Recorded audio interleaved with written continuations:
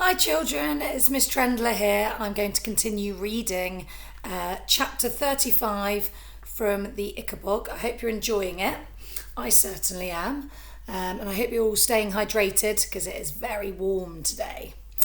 Okay, chapter 35. Lord Spittle Worth's proposal. A few days later, Lady Landa was walking alone in the palace rose garden when two soldiers hiding in a bush spotted their chance. They seized her, gagged her, bound her hands, and drove her away to Spittle Worth's estate in the country. Then they sent a message to Spittle Worth and waited for him to join them. Spittle Worth promptly summoned Lady Landa's maid, Millicent. By threatening to murder Millicent's little sister, he forced her to deliver messages to all Lady Landa's friends, telling them that her mistress had decided to become a nun. Lady Landa's friends were all shocked by this news. She'd never mentioned wanting to become a nun to any of them. In fact, several of them were very suspicious that Lord Spittle Worth had had something to do with her sudden disappearance. However, I'm sad to tell you that Spittle Worth was now so widely feared that apart from whispering their suspicions to each other, Landa's friends did nothing to either find her or ask Spittle Worth what he knew. Perhaps even worse was the fact that none of them tried to help Millicent, who was caught by soldiers trying to flee the city, within the city, and imprisoned in the dungeons.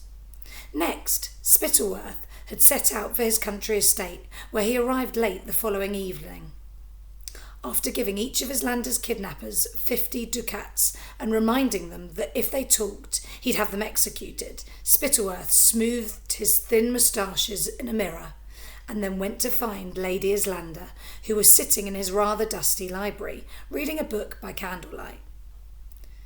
"Good evening, my lady," said Spittle Worth, sweeping her a bow. Lady Landa looked at him in silence.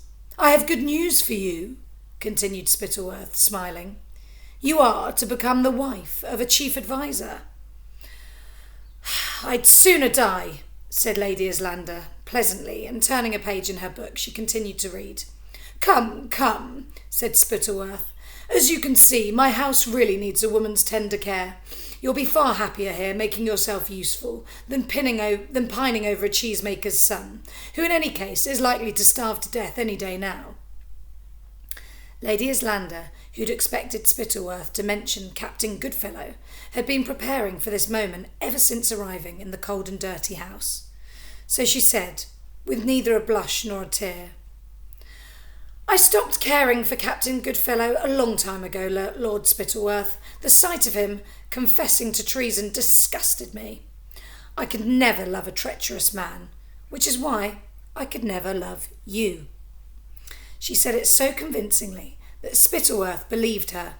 He tried a different threat and told her he'd kill her parents if she didn't marry him, but Lady Landa reminded him that she, like Captain Goodfellow, was an orphan. Then Spittle Worth said he'd take away all the jewellery her mother had left her, but she shrugged and said she preferred books anyway. Finally, Spittle Worth threatened to kill her, and Lady Landa suggested he get on with it, because that would be far better than listening to him talk. Spittle Worth was enraged. He'd become used to having his own way in everything, and here was something he couldn't have, and it only made him want it all the more. Finally, he said that that if she liked books so much, he'd lock her up inside the library forever. He'd have bars fitted on all the windows, and Scrumble the butler would bring her food 3 times a day, but she would only ever leave the room to go to the bathroom, unless she agreed to marry him. "Then I shall die in this room," said Lady Landa calmly. "Or perhaps, who knows, in the bathroom." As he couldn't get another word out of her, the furious chief adviser left. Oh, I wonder what's going to happen next. Hope you're enjoying it. See you soon.